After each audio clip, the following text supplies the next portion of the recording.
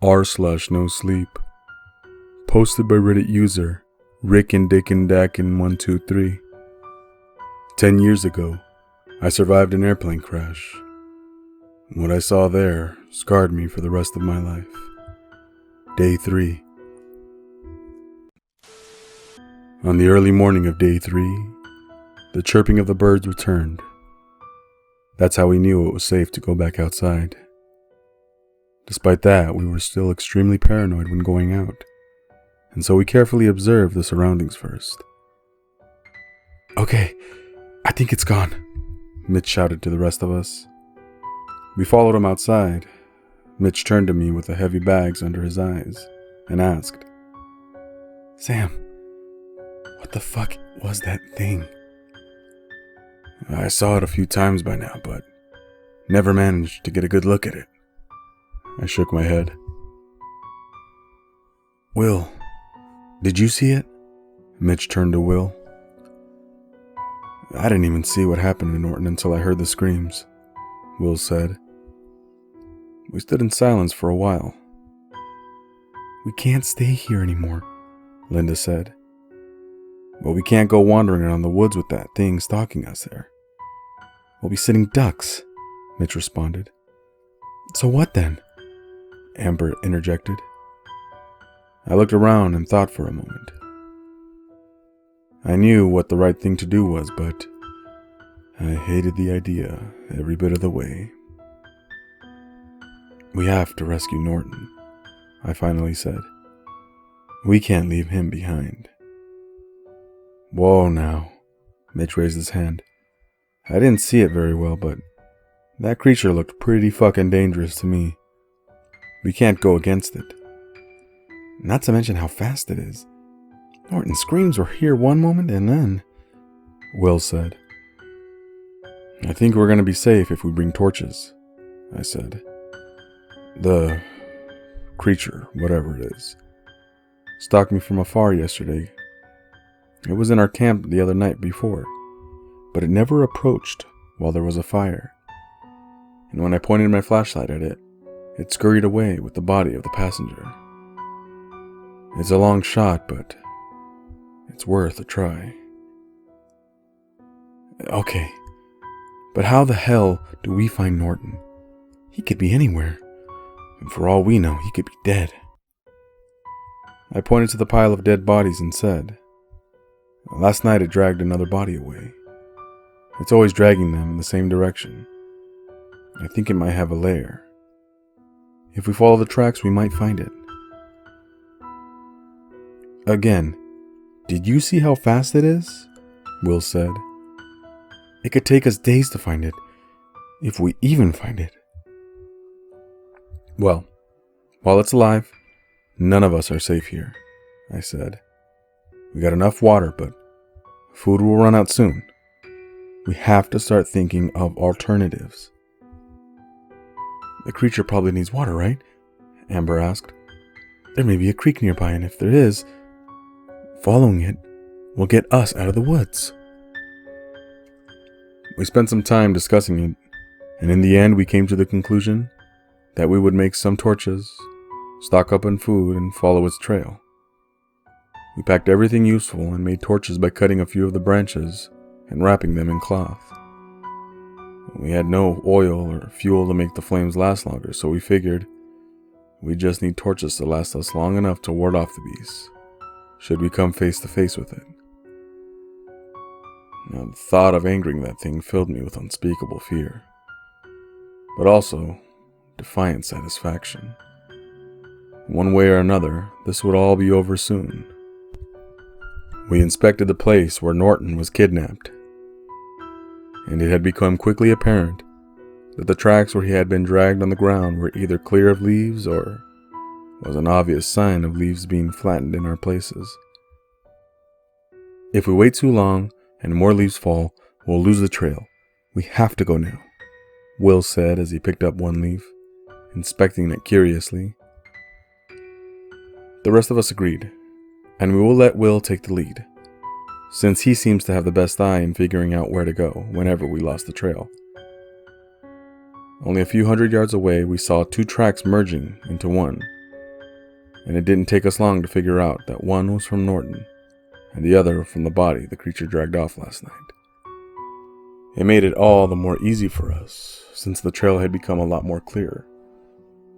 It also fortified Amber's theory that it had a lair, since the creature seemed to always move on the same path.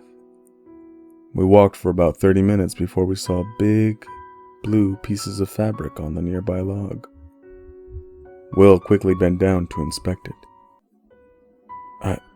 I think this is Norton's, he said. He was wearing blue pants. This isn't good. Why not? Linda asked. I think there's blood on it. He raised the fabric for everyone to see. Linda gasped, and Mitch inhaled through his teeth. Don't worry. It doesn't look like he was injured badly, but we better hurry, Will said. We went on for an hour before running into something completely unexpected off trail. A big piece of metal. We looked past it and saw many more tiny pieces scattered around. Look! Mitch pointed at a tiny clearing, and then the rest of us saw it too. What was left of the pilot's cockpit was woefully sitting in the clearing, partially facing down with its nose. There might be more things we could use in there, I said. We approached the cockpit and immediately saw the body of one of the pilots. He was sitting in the chair in the front of the cracked windshield, head slumped backwards. His abdomen was covered in blood, but we weren't sure if it was the crash or something else that killed him. Mitch saw an open first aid kit, and although some of the contents were used up, we took it just to be on the safe side. I glanced on the floor and saw a small device that looked like an MP3 player of sorts, next to a flare gun. I knelt down and reached out to it, when a freezing hand grabbed my wrist. I looked up at the pilot who had previously had his eyes shut, and now stared at me with wide eyes. You have to run, he spoke with a trembling voice. Get out of here before it returns. I pulled back in horror, pulling the pilot off the chair along with me. He stumbled down like a rag doll and ceased moving altogether. Oh my God! Linda clasped her hands over her mouth. Mitch approached the pilot and checked his pulse. He's dead, he said, confused. I picked up the flare gun and device, which were on the ground. The gun had a round in it, so I put it in my pocket and pressed the play button on the device. A voice started speaking through the device. This is Captain Miles. Our plane has crashed less than an hour ago. My co-pilot and I are miraculously alive, but we don't know where the passengers are, since the plane broke into pieces. We still don't know what went wrong. We contacted control, but there was no response. We'll stay here and wait for rescue. We don't have much food or water left, so we'll make do with what we have. There was a pause before the voice started speaking again. This is Captain Miles. 10 hours have passed since the crash. We saw someone moving in the distance a while ago, but whoever it was, they ran away. If we're lucky, it's one of the locals, and we aren't far from civilizations. Another pause, and then... This is Captain Miles. It's been roughly a day since the crash, and we keep seeing someone in the distance. Always hiding behind trees. Whenever we shout for the person and ask for help, they run away. My co-pilot says it's a bear, since he got a closer look, but just in case, we're keeping our flare gun close by, and we'll continue having a campfire to scare off any potential predators. A short pause, and then the captain's panting was heard, and he said in a panic, Holy shit, this is Captain Miles. That was no fucking bear. I didn't manage to get a good look at it, but When I heard my co-pilot screaming, I turned around and saw him getting dragged away by this hairy fucking thing. I tried following them, but he was too damn fast, and it's dark. I had to get back to the cockpit. I'm staying here till morning, and then I'm getting the fuck out of here. Another pause, and this time longer. I thought the recording was over, but then Miles continued. This is Captain Miles. I tried running away, but this thing keeps toying with me.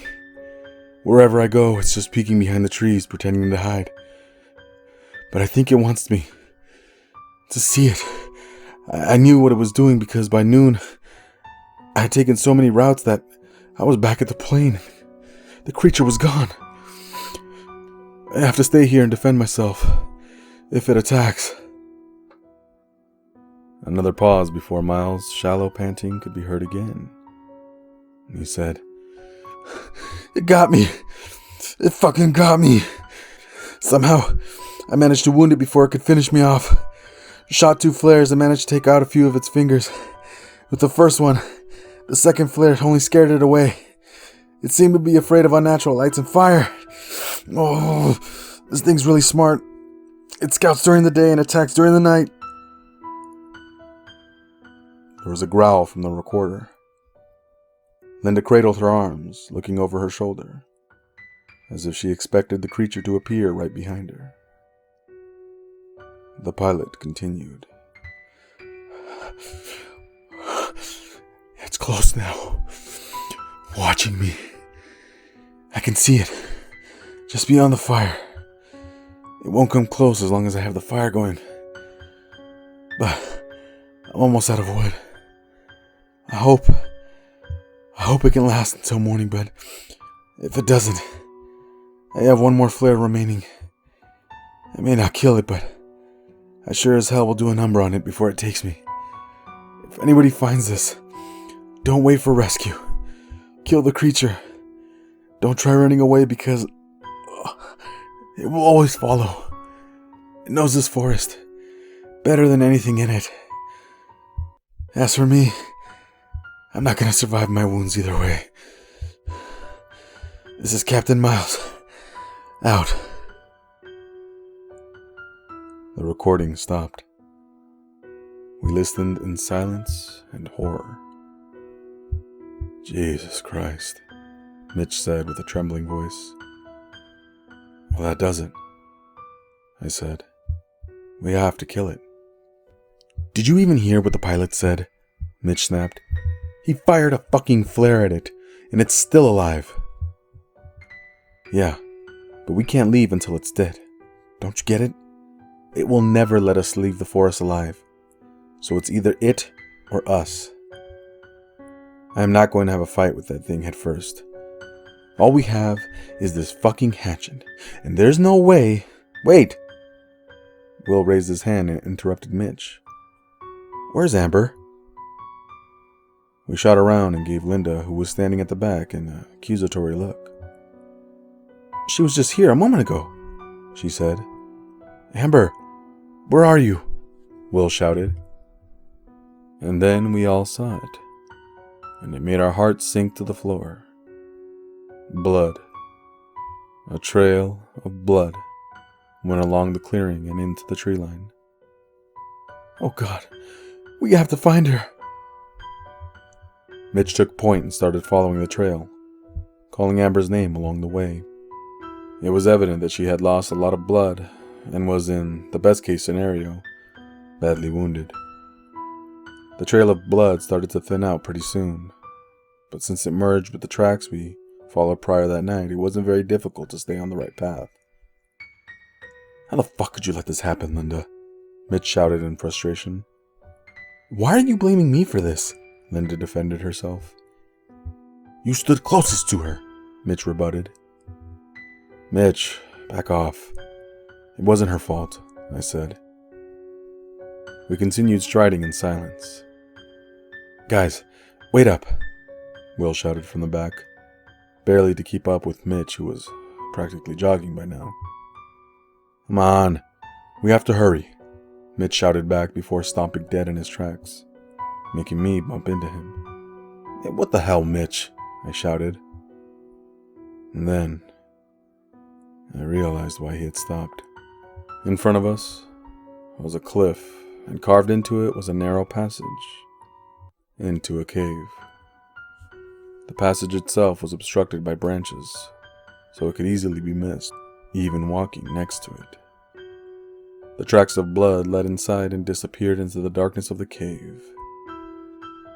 "This must be the lair," Mitch muttered and turned to the rest of us. "Are you guys ready?" No one responded. Mitch whipped out his lighter, lit his own torch, and then ours, and went in without a moment of hesitation. I remember watching him and his flame get consumed by the darkness, and admiring him, wondering if he was courageous or just foolish. The rest of us followed, and what I expected would be a small cave turned out to be a complex combination of tunnel after tunnel. The passages were so barely wide enough for even one of us to go through, so we went in a row. Mitch in front, then Will, then me, and then Linda. "Oh, Jesus!" Mitch stopped again and looked at a particular spot on the ground. "What is it?" He simply continued walking and said, "Come on, let's move." As we walked past what he was looking at on the ground, my torch illuminated enough for me to realize I was looking at a human hand. A feminine, blood-curdling scream suddenly came from the cave somewhere in the distance. "Amber!" Mitch shouted again and started running. I followed him and Will closely behind, clutching the torch in one hand and the flare gun in the other. The screams continued as if someone was being filleted alive, but it was impossible to tell which direction they were coming from. Mitch and Will rounded the corner, and their flames disappeared out of sight. So I hurried after them, yelling at them to slow down. The ground was uneven and slippery, and I could barely see in front of myself. Another scream echoed. I turned around and realized that Linda was gone. "Linda, are you there?" I asked, but no response came through. There was a low growl coming from the darkness in front of me, reverberating on the walls all around me. I started running back in the direction of Mitch and Will, completely forgetting about the flare gun in my panicked state. I couldn't see where my companions' torch flames were, and when I reached the forking in the passages, I panicked even more. With the inhumane screams following close behind me, I rushed to the left, now full on sprinting unsteadily. I kept losing my balance due to the uneven ground, but I kept running for dear life, not caring where I was going. I just wanted to be as far away from that creature as possible. And then I felt the ground disappear from beneath my feet, and I stumbled forward, falling down somewhere and hitting my head. Everything went dark after that.